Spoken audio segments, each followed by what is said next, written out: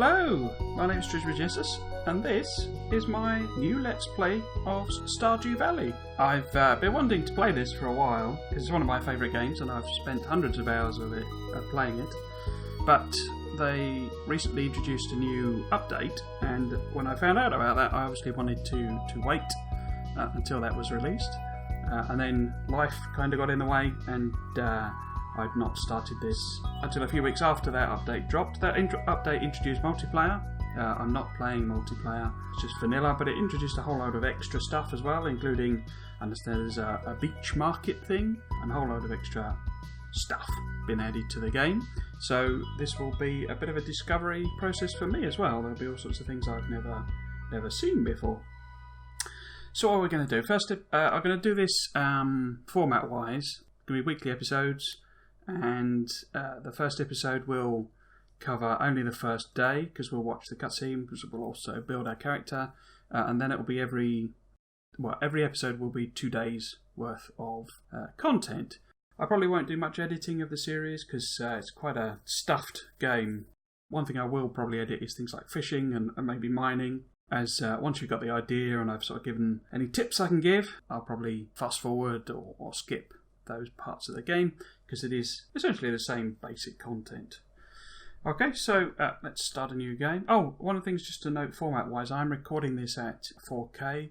You'll see when we get into the game, it's sort of a bit cheaty playing at 4K. But I'll explain that when we get there. I mean, you can already sort of tell in that this is meant to be a star field going across. It kind of stops because he's obviously only really done the textures for the game at a certain resolution, and they sort of run out. Okay, so let's just crack on with it. So let's build our character. I'm obviously going to call it Trismegistus. Oh, sounds like I got key noises on. I'll have to. It's a little odd. You can't change a lot of the settings until you get into the actual game itself. So what we're going to call the file? Let's call it. I have been wondering about doing a sort of thematic playthrough to it. So perhaps going down a particular type of farming route. It's one of the great things about the game. You can really role play it. You know, you can play. Farming. I mean, you don't even have to specialise in farming. That's what these are down the sides if you've never seen Stardew Valley before. So the standard farm is what we're going to play, but you can have a real land farm, and that gives you a river that goes through your farm, and you can use, therefore do lots of fishing. Forest farm, as it says, it's quite heavily focused on the forest. I can't remember how that actually looks different to the normal farm. I seem to remember that the areas that are, quotes, forest are where basically you can't sort of, plough the ground sort of thing, basically. Hilltop farm is the mining farm, I think. It gives you a sort of there you go, rocky terrain and a winding river make it difficult to design your farm. However, a mineral deposit provides mining resources. That's like a special area where it spawns resources. But I have played that before because I enjoy mining in the game. Unfortunately, the area that gives you it only spawns like 2 or 3 rocks and stuff a day, so it's not really that much more mining. Obviously, you do level up quicker, but it's not actually that much more interesting. The wilderness farm is interesting. Basically, at night time, loads of monsters spawn. So if you're into the combat, and I'm not into the combat, we'll get to that later, then that can be a bit fun. So we're just going to go with the standard farm, and we're going to call it, let's call it something like Trig's Farm. Favourite thing, chocolate. Animal preferences, this is sort of, doesn't make a great deal of difference. Other than the dog, I find quite annoying because it basically runs around a lot and barks, which is, it's not, I say it doesn't matter in a sense, but the cat basically just sits there and occasionally meows. What are we going to play as gender-wise? Let's play as a woman. Yeah, go on then, that'll do. And we will do a few random. Ooh, crikey.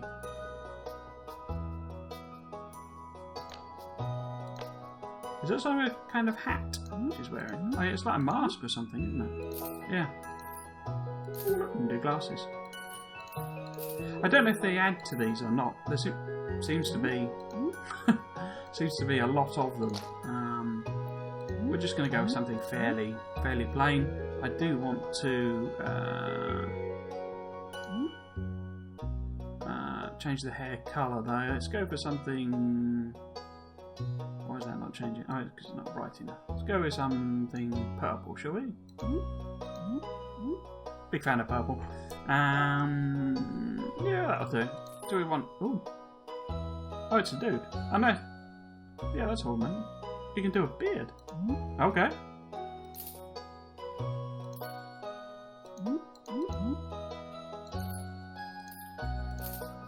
I was looking for glasses. Oh, what's that? That's glasses, but it's not particularly... There we go, let's go with some sunglasses. Skip intro, I'm not going to skip the intro, I'll let that play out so you can see the background to the game. Do we want to change anything else from there? No, we'll go with that, I think.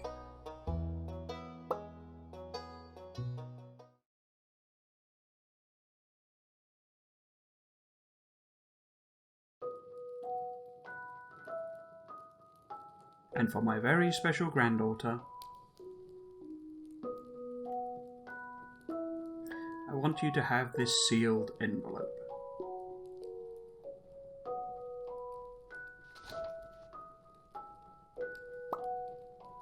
No, don't open it yet. Have patience.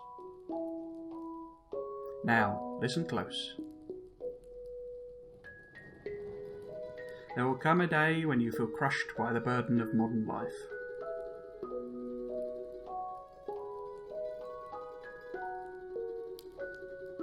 And your bright spirit will fade before a growing emptiness.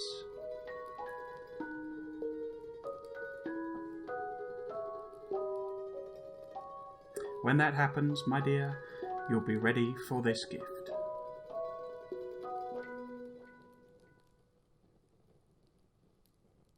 Now, let Grandpa rest. XX years later.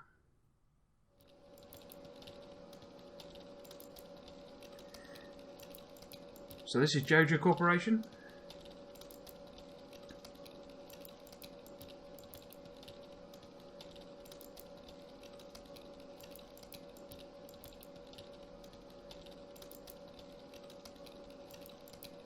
So this is us here, if you hadn't spotted.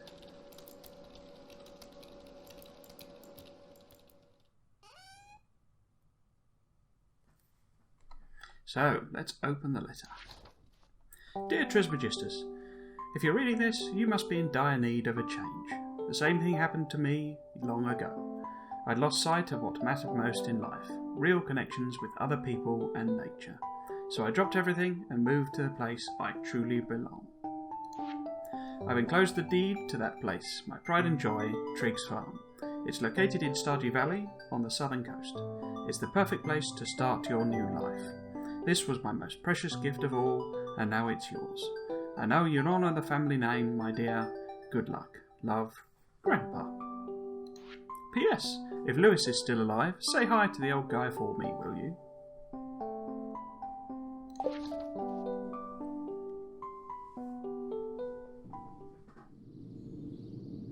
So this is us driving into Stardew Valley. As I say, the game's not really designed to be played at 4K, so if you imagine that, you know, that's a more sort of normal screen size that it's capping off. I don't know what this is down here.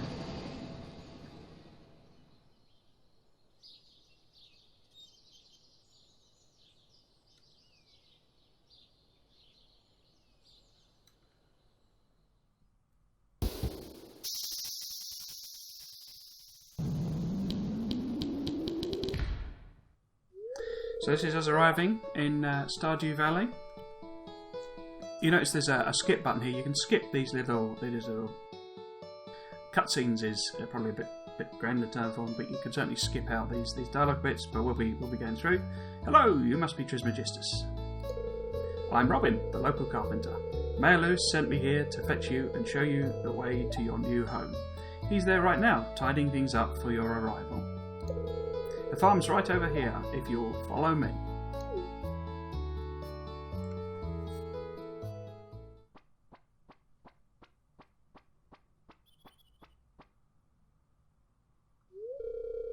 This is Trig's farm.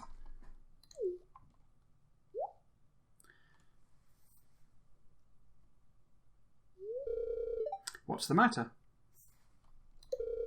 Sure, it's a bit overgrown, but there's some good soil underneath that mess.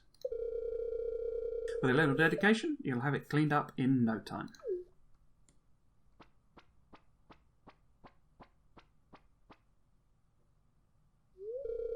And here we are, your new home. Ah, the new farmer.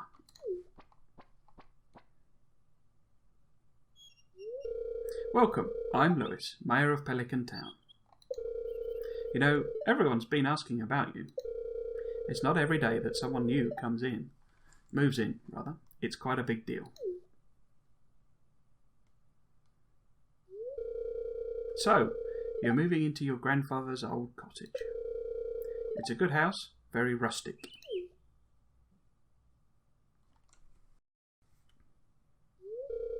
Rustic, that's one way to put it. Crusty might be a little more apt though. Rude.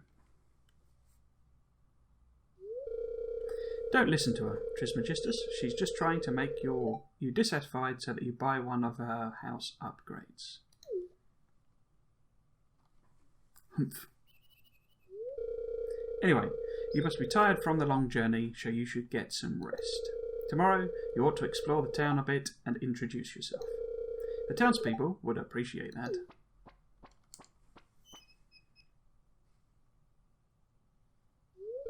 Oh, I almost forgot. If you have anything to sell, just place it in this box here. I'll come by during the night to collect it. Well, good luck.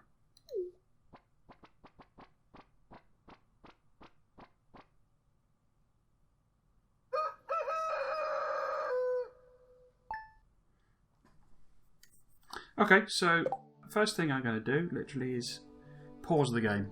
So I'm going to tweak some of the settings as mentioned, just so that you can really see. I'm going to run through them as well so you can see what they are. Auto run is basically saying that you will run when you move. Show portraits, this is, you know, when there's cutscenes, it had little pictures of people, those are the portraits. Show merchant portraits, again, that's during the shop type activities. Avoid show tool hit location. Now I'm going to turn that on. I would probably recommend everyone comes in and turns that on. It literally does what it says. So it shows a little box, which is the square that you're selecting, and that your tool hit will happen in. That's quite important. We'll get into why in a moment. Now this one, hide tool hit location when moving, I'm going to turn off. That's more of an optional one. So I would recommend everyone turns that, showing where their tool hit is, but I personally like to also see it when I'm running along or moving about. Obviously that's for controllers. I don't have a controller installed. We're using mouse and keyboard. Pause when game window is inactive. So that's just literally a mechanics thing. If you click off, you know, tab out, it'll pause the game. Pausing is quite important in this game. Especially, well, it's not actually possible in multiplayer, but for single player it's quite important because you have very limited currency, shall we say, of time and energy. And so we'll get into that. Use controller style menus. I'm not entirely sure what that actually does, but I just leave it on. I think it's been designed basically so that, you know, if you're using a controller it works better. But say we're using a mouse and keyboard, so it doesn't really matter. Sound, I am going to leave sound on. Music on, rather. I often turn music off in games. I will, however, turn it down a little. Ambient volume, that's obviously the background stuff. Footsteps. Sound, I think that's just the master control, basically. But yeah. Dialogue typing sound, so that's when, you know, when it's doing the dialogue in those cutscenes, it makes that sort of clacky noise. I personally don't like that, so I'm turning that off. It's running in windowed borderless, as you can see. I'm not sure why it's saying 1440 by 900. It is in 4K. I'm not sure why it's doing that. Menu backgrounds. Basically, you turn that on, then it will fire up this background when you put the menu on. It doesn't bother me that. Lock the toolbar. I assume that locks it in the position. I didn't think you could move the toolbar. The zoom level. So I'm going to increase this. You can actually see it happening in the background. It's how zoomed in it is. You saw in that first cutscene how the house was this little house in the corner, but actually that should have filled the entire screen. That was how the developers designed it. But I'm going to increase the zoom level to sort of compensate for that a bit. But it also means you'll be able to see, you know, the what do you call it, like the GUI up there. Lighting quality will bump up. This is one thing I find a bit annoying. When you adjust some of these, it will flip round. Zoom buttons we will have on as well. That's them appeared there, so that I can adjust that zoom level once we get into it. I'll probably zoom in a bit more. I think 120 is actually a bit better. Show transparency is fine. Flash effects. Basically, there's some cutscenes where it does a little flash effect. Hardware cursor, not really entirely sure what that does, but it doesn't matter. Invert toolbar. So these are all your controls. So that's that. So let me just run through. So this is our inventory, and as you can see, there's only one bar available here, so I can't put the tools in those slots. So we have quite a limited inventory. We have a scythe, which cuts down grass basically, and some of the crops. We've then got an axe, which is for chopping trees. We've got a hoe, which allows us to create plantable areas on the ground. Pickaxe to mine rocks, and a watering can. Now these 1, 2, 3, 4, that's shortcuts keys. You see the red changing there. You can also scroll up and down on a scroll wheel once you're playing the game proper, as it were. So let's go through the rest of these. So these are, you can wear hats and things on your feet. These give, or certainly the feet, your boots do give a stat boost. You can also wear 2 rings. Again, they give sort of special effects and stat boosts. Our skill levels. This is our RPG element. You level these up as you do these activities. So the more farming you do, essentially it's actually tied to the amount of money you make. Mining is the number of rocks you get, I think. You can actually cheat that one because you can buy rocks and they count as well. Foraging, I think, is entirely linked to the things you pick up and chopping of trees, I think. Fishing is catching fish. We'll get into that later. You can't actually do that we can't do mining or fishing for a while, and combat is pretty much linked to mining unless you're in that farm I mentioned. The wallet is special items we picked up. Newcomer, that's new actually. I think that must be the status of things. Essentially what happens is you level up to 5 and you get a particular perk. You then level up to 10 and you get a second perk. You get 2 options, and I believe you can now, one of the changes in the new update is you can respec. Social, so this is everyone in the game. All of the NPCs, I think. There's no one missing. So it's got question marks because you've not met them. The people it says single are people you can marry. This means giving of gifts, so you can give 2 gifts per... Well, I've forgotten. I think it's 2 gifts per week you can give to them. It might be per day. I think it's per week. And that increases your heart level. So if you talk to people as you meet them, well, obviously it fills that out initially to tell you who they are. But basically, talking to them stops this degrading. So this continuously degrades. And giving them gifts boosts it up. If you give them a gift on their birthday, you get a super bonus to that gift. Generally speaking, well, not generally speaking, you have to give them gifts they like. Most people like quite a lot of stuff. There are sort of some common elements you can give to basically everyone. There are a few exceptions to that. Flowers are one of them, and they all like flowers, basically. Map, so this is the town. I won't go through that now. No, sorry, that has opened. Sorry. I can never remember whether it's the OK or the cross takes you out of the map and back into the menu. Crafting, these are the things we can build. So you see, you collect resources, and they let you build. You get a basic selection here. Chests is one of the very first things we'll be building. Collections, basically these are all the items that are in the game. You see we've got a bunch of achievements there, but these are all the things you can cook. These are all the things you can get from mining. These are all the artifacts you can dig up. These are all the different fish you can catch. And this is basically sort of everything else. So it's got all vegetables, and these are the types of gold bars, iridium bars, and all that sort of stuff. Options we've been through. Okay, so what we're actually going to do... Okay, so here we are. So this is a gift. We've been given 15 parsnip seeds, and a new journal entry has been added. You receive 15 parsnip seeds. See, it's now not doing the clicky-clacky because I've turned that off. Here's a little something to get you started, Mayor Lewis. So it's given us a little arrow here to show us the journal. So we've got 2 quests, shall we call them. Getting started. If you want to become a farmer, you have to start with the basics. Use your hoe to till the soil, then use a seed packet on the tilled soil to sow a crop. Water every day until the crop is ready for harvest. Cultivate and harvest a parsnip. So we've obviously been given some parsnips. We've then got introductions. It would be a nice gesture to introduce yourself around town. Some people might be anxious to meet the new farmer. So as you can see, there's 28 NPCs total, and we've only met 2 of them. I think that's not actually right. There's someone in another location, shall we say, who you can't meet until you do certain things. Not wanting to sort of spoil that.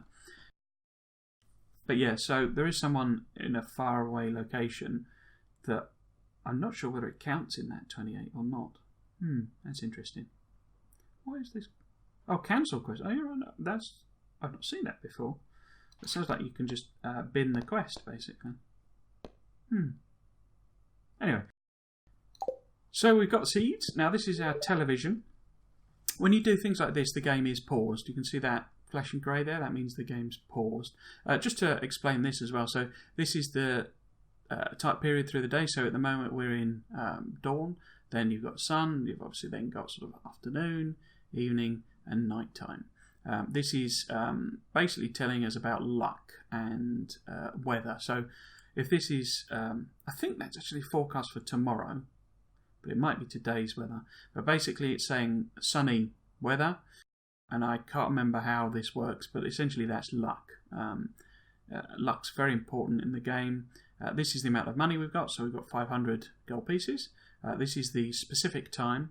It clicks up in 10-minute intervals, and I think each one lasts something like 2 minutes or something of in-game time. But as you can see, it's paused at the moment. So this is our journal, and those are our zoom bars. This down here is our energy bar. As you can see, it's 270. That will increase as we get various things going on. But essentially, this is your stock of energy to use to do activities. The thing I would say, and not to skip, is in the morning when you wake up, go and watch the television and go through all of these, because for example this Living Off the Land, it's you're watching this show. It's like a sort of Farming Today, or it's a broadcast basically giving you tips and tricks. Some of these, I mean, essentially it's fairly useless if you've played the game a few times, but if you've never played, then it's very well worth watching them. So welcome to Living Off the Land. We're back again with another tip for you all. Now listen up. This one's for all you greenhorns out there. Chop wood and search for wild forage to earn some cash while waiting on your first harvest. And you have to, so I'm right clicking on the television, you have to do that each time. Fortune teller. Oh, I see a glimmer within my scrying orb, a shard of knowledge from the future. The spirits feel neutral today. The day is in your hands. So the luck level is like really bad bad, neutral, good, very good.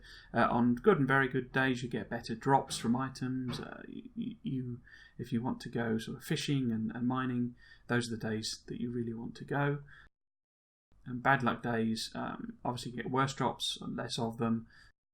I mean, it doesn't make a massive difference in my opinion, but it's something worth keeping an eye on. Particularly when if you're hunting for achievements and the achievement is luck based, then you want to do them on a very lucky day and eat certain foods that boost your luck. Okay, so weather report.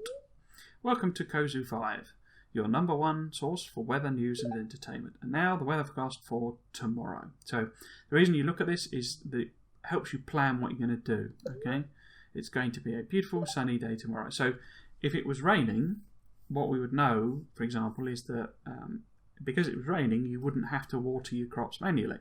And that therefore means that you can go and do something else, like spend all day in the mine or go fishing or whatever, without having to worry about the time spent watering your crops. Okay?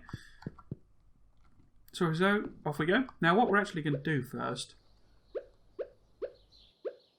you see how I'm scrolling the mouse wheel up and down. So what we're actually going to do is clear a bit of a path, okay, to our exits. There are 3 exits to the... Why is it not showing the tool? Oh no, the side doesn't have a toolkit location. The other thing is that the side doesn't use up energy either. So one of the tips I can give you is always equip your scythe in sort of slot 1 and make sure that's selected when you're running around, because if you accidentally click or misclick, then you are only swinging your scythe. Eventually we'll actually get a sword, and that doesn't use energy either, and therefore you're not wasting energy, and you have a very limited stock of energy.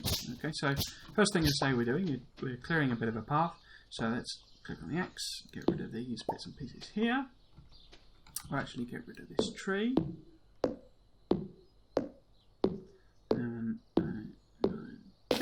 So with these basic tools, it takes 10 chops to chop a tree. You notice it's left a stump. You can clear them as well, but the sort of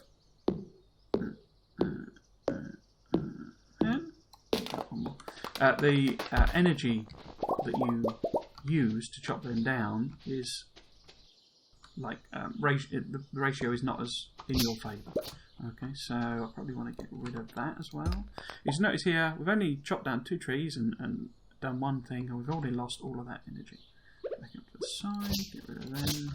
So say what I'm trying to do is clear a bit of a path, because when it's night time and you're coming back, it can be a little tricky to make your way through. Now I'm also going to clear these out, because I'm going to plant mine. Actually, we'll get rid of this tree as well. But my parsnips up here.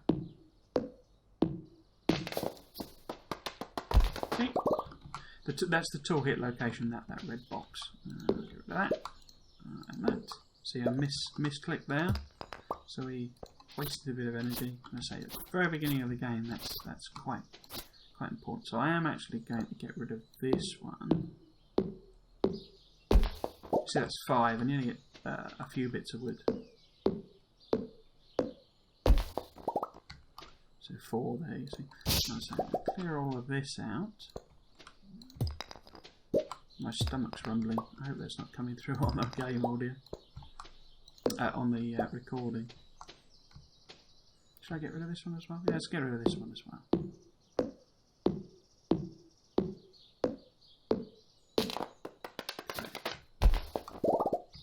So let's take our hoe, and what we know is that we got 15 parsnips. So we will create a hoed piece of ground that is 5 by 3. So I will then make. You should fertilise, but we've not got fertiliser, and I don't want to spend our money on fertiliser. So I'm going to plant these, and then I'm going to water them. These first set of tools, they only have one area of effect.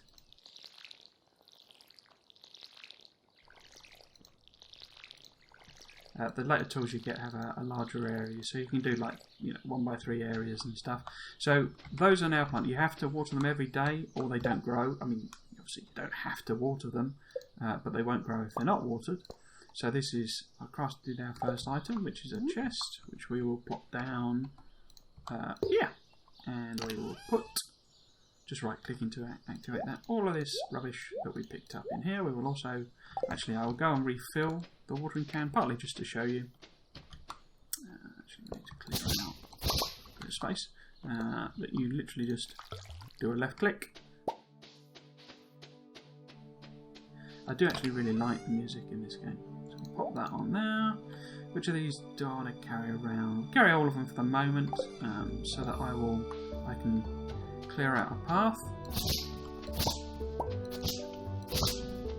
Now, so we're really just aiming to be able to get to each of our 3 entrances. I'm not going to clear too much out. What will happen is this sort of rubble stuff will respawn, so you do have to keep a sort of an eye on it. Let's get rid of that. What else?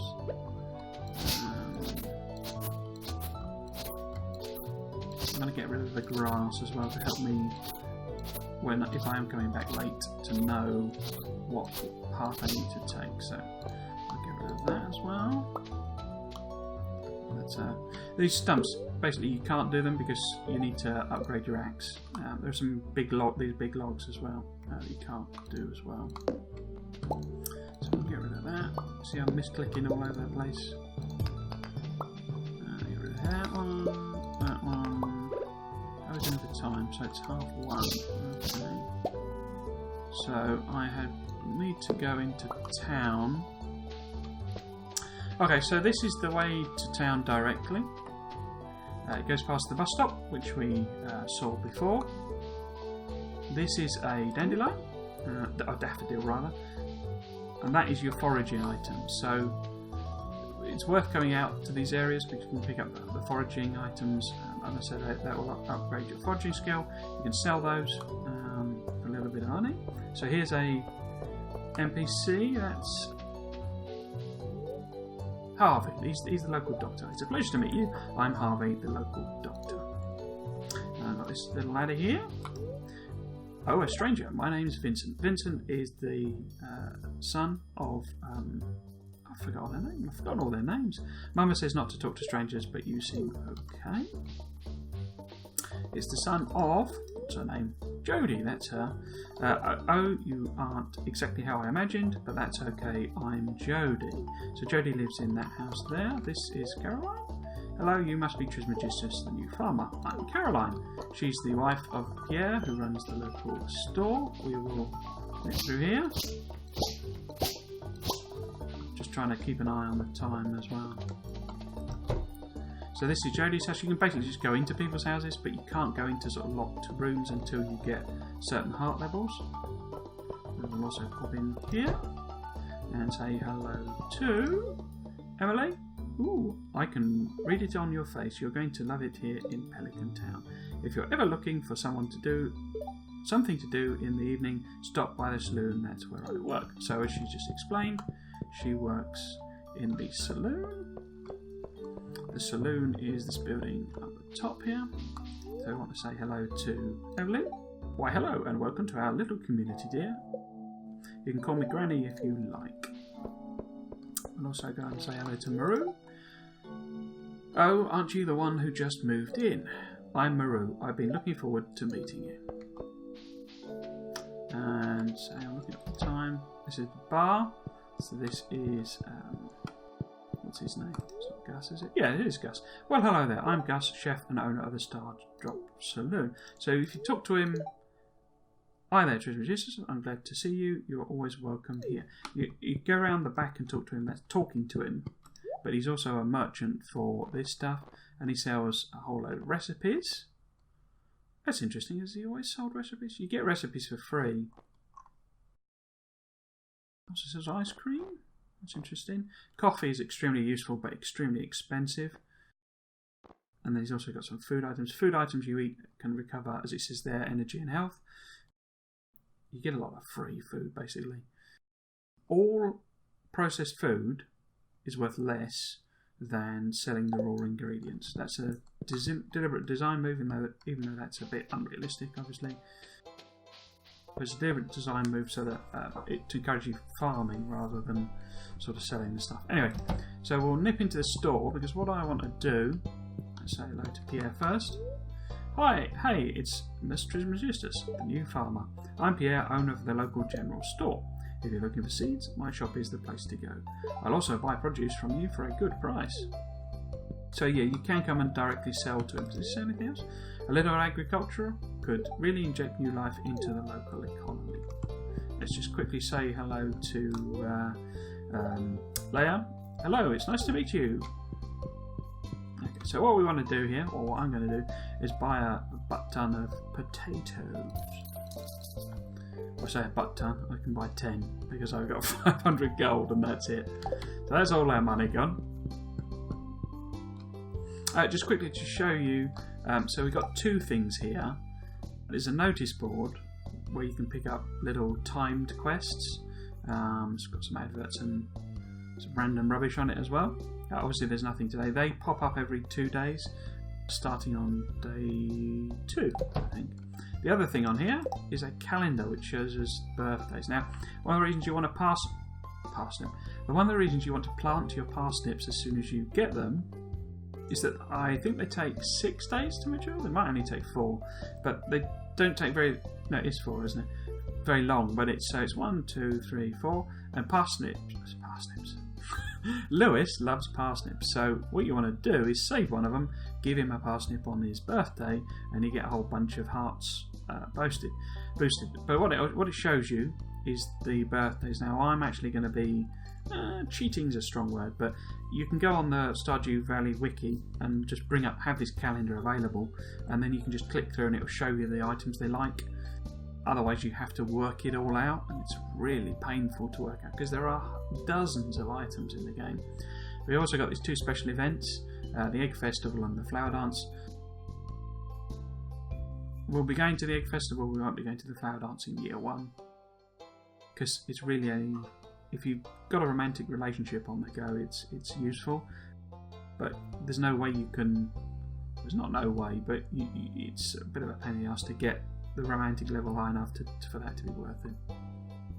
But yeah, so the game is divided into 4 seasons: spring, summer, autumn and winter. They all last 28 days exactly. I mean, it's a figurative thing, I guess, really, obviously, you know, to compress the game a bit, really. And the birthdays are fairly distributed throughout the year, and it's worth keeping in mind what they like. So when you get one of those, save them and give them an item, because then you can boost the friendships, and the friendships are worth boosting because you do get free items, as well as, you know, just being a fun part of the game. So this is Alex, I think. Yeah, hey, you're the new girl, huh? I think we're going to get along great. I am Alex. Oh, I'm gonna grab what's her name, Penny. Hi. She's a bit shy. Oh, did you want something? Okay. I wonder if Lewis is in his house. Anyway, there's a daffodil here. And here. No, there's Lewis. Should we just say hello to Lewis? Just for the sake of it. So how was your first night in the old cottage? Your grandpa used to complain about the rickety old bed, but I think deep down he actually loved that house. And this is Elliot. Ah, the new farmer we've all been expecting, and whose arrival has sparked many a conversation. I'm Elliot. I live in the little cabin by the beach. It's a pleasure to meet you. So let's go and have a look at the cabin. So this is where Elliot lives. We need to come back here with 300 pieces of wood. This could be fixed. That will be our next job. Oh, and I can show you. Here we go. So these, what I call wiggly worms, I think canonically they're roots, but I've never seen a root wiggling like that. I don't know about you. And we can pick up a artifact. You found an artifact. The curator of the local museum might want to know about this. Oops. So basically, yeah, you dig, when you see those wiggly worms, you dig them up, and you get artifacts, or you get books as well. The books give you tips. And I think we're too late, but you can turn them in at the museum. This is the local museum. Oh no, we can do. So there's a little cutscene here. Abysmal. This is Gunther. This doesn't count as meeting Gunther, I don't think. We have to actually go and meet him. Not a single piece in the entire collection.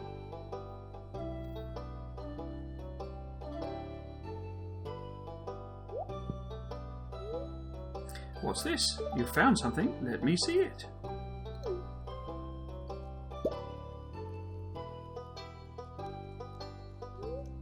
Remarkable. It's very old. I'd love to study this in greater detail, but it is yours. I've got a favour to ask you. Would you consider donating any new artifacts or minerals that you find? We could make a groundbreaking discovery together. Oh, and who knows, if you keep donating, I might come across some interesting items to send your way. Think about it, will you? If you decide to donate, just bring the objects to the front desk. So it gives you the option, because you can just literally sell them. It's worth donating them because you do get free stuff, and it is also an achievement. Actually, I'll just explain that. So these are all the things that you can collect. You see, you've got little squares that, well, I'll show you in a second. You can also pick up books. They line up along these shelves. So you see how it says Gunther can tell you more about this. Basically, it'll fill out a proper description. So we're going to do Gunther. Donate to the museum. So we got this start, as I say, and you can place them all on. So you can see there are a lot. And this is another one of those things where the 4K has a sort of cheaty effect on things. Well, it's not really cheating, but basically I can plop them down anywhere I want. So we'll just pop it over there. It really does not matter where you put them. Okay. So let's properly say hello to Gunther. It doesn't seem like you have anything to donate to the museum. Better get out there and do some treasure hunting. Huh? The first couple of items you get are actually useful. The rest, yeah. So we immediately got that archaeology one. You do have to come into the journal and click on these to get the rewards. Basically everything has some reward. But if you just leave them, you don't actually get the money unless you click on it. Gunther asks if you considered donating any new artifacts or minerals you find to the museum. He says he'll compensate you by way of occasional rare goods.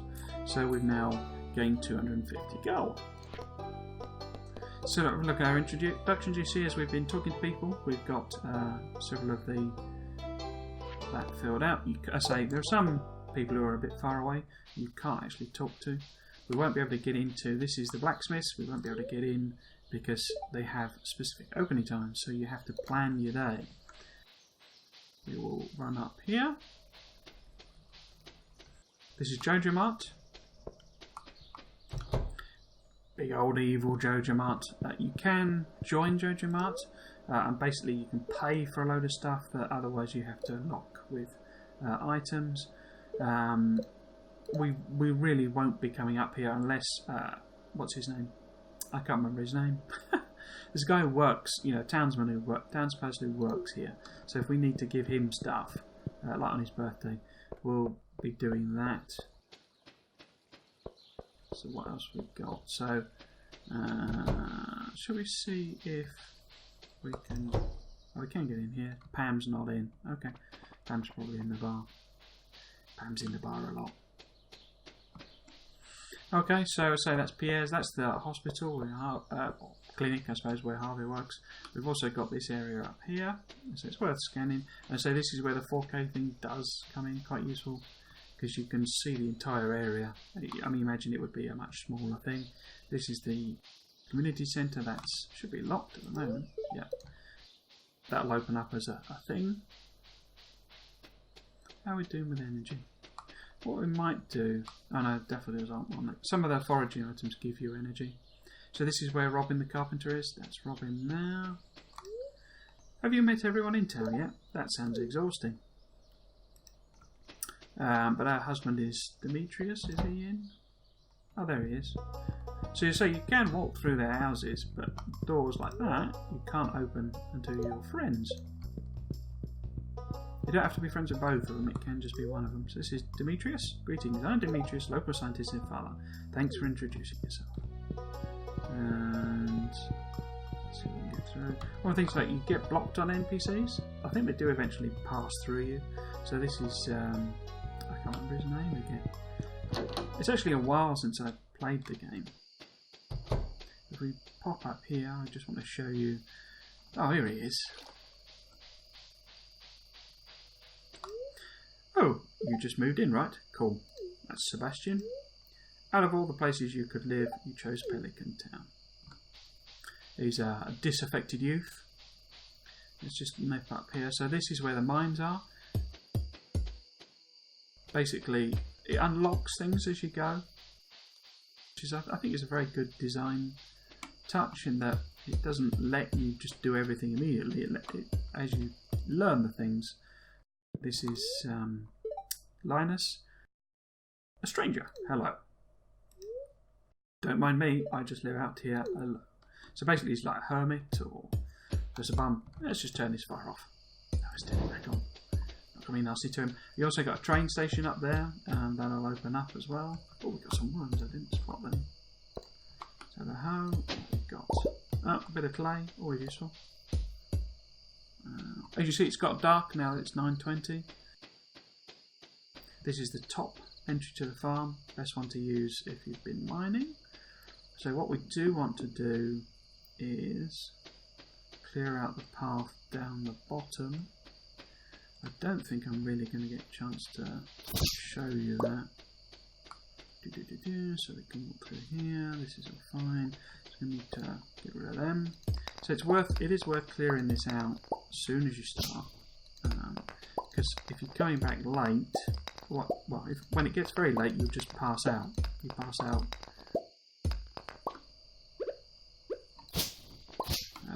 When it gets to about 2 o'clock, I think it is, 2 AM. So you want to maximise your playtime as well as your energy. You see, it's now basically saying we've run out of energy.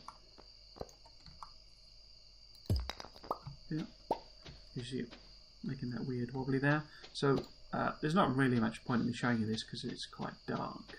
But basically there's like an extra area of the game here. We'll probably go down here tomorrow. I do want to show you the mechanic of... you don't have a very... that's like an attractive effect. You can get specific rings that hugely increase that. So, what I do want to just show you is, so we'll chuck this... well, actually we'll chuck one daffodil in. I'm right clicking to do one. What happens though is you can basically put anything in here, you know, apart from these greyed out ones. They're all pretty much worth money. Basically, if you put something in here, Lewis will collect it in the night and you'll get the money. But you have to be careful because if you put something in and then put something else in, the previous thing you put in is gone. You know, it's sold. So if you accidentally put something in and then put something on top, then that other thing is gone. Even if you go, oh no, I really wanted that. Now we haven't got any energy, and I haven't got anything I can eat. Some of the forageables you get energy from. So let's put all of those in.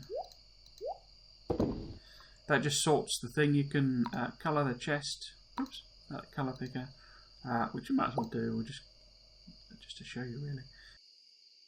Let's colour it green. So what we've got here, we've got a bit of coal, some clays, fibre. So this is all junk we just picked up. Mixed seeds you can plant and you get a completely random thing. Sometimes it's like a proper crop, sometimes it is... oh no, it's always a proper crop, I think. Anyway, so we've got our potatoes. We'll plant them first thing tomorrow and water the whole lot. It is late, but I might as well. I mean, so use the time really, and we might pick up a useful forageable. It's not going to be quite as clear because it is dark.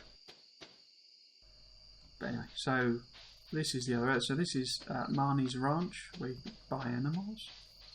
And you see we've got all this area here. I can't really tell. This is where Leia lives. So it's now 12 o'clock. Will we make it round?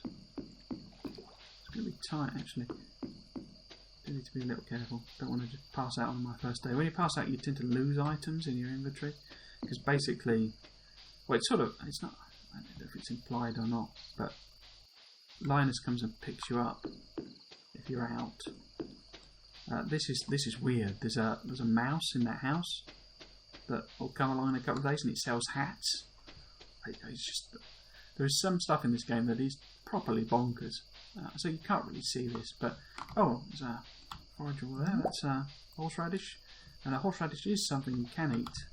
Yeah, so it's 1 o'clock. It's warning me. I better just go around the main route rather than try and pick through there. It's warning me that there's a dandelion there. So I've now got all of those. See, both the dandelions and wild horseradishes you can eat to get energy, but it's too late in the day to do that. 120. If you go to bed too late, it actually affects the energy you've got, and I think we are in that position at the moment. I think we're going to lose energy tomorrow. Okay, so let us head to bed. You just literally walk into the thing. So it has paused the game. We'll end the episode there. It's going to be quite a bit of a longer one because I've been explaining a lot more stuff than I probably should have done. Probably should have left some of it. And obviously we'll watch the intro. So there we go. Yeah, I say I'm really looking forward to this series. I really enjoy this game a great deal. Hopefully you'll want to check out the next episode. But in the meantime, thanks for watching. I've been Tuesday GMT. This has been Stardew Valley. Hope you've enjoyed it. Thanks for watching. Cheers.